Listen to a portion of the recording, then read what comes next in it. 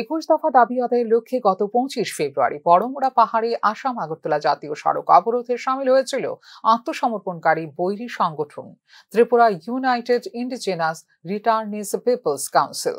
পরবর্তী সময়ে রাজ্য সরকারের পক্ষ থেকে আলোচনার প্রতিশ্রুতিতে প্রত্যাহার করা হয়েছিল অবরোধ।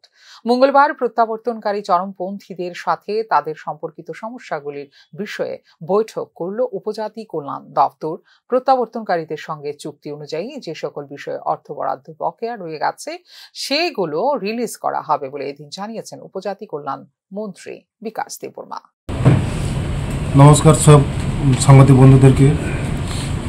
আজকে মূল কারণ হলো যারা রিটার্নিস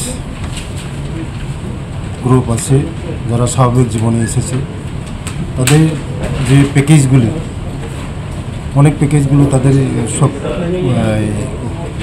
এখনও কিছু বাকি রয়ে গেছে।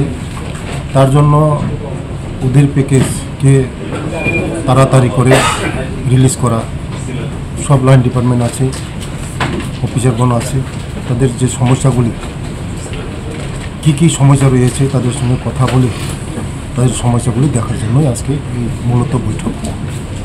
Thank you.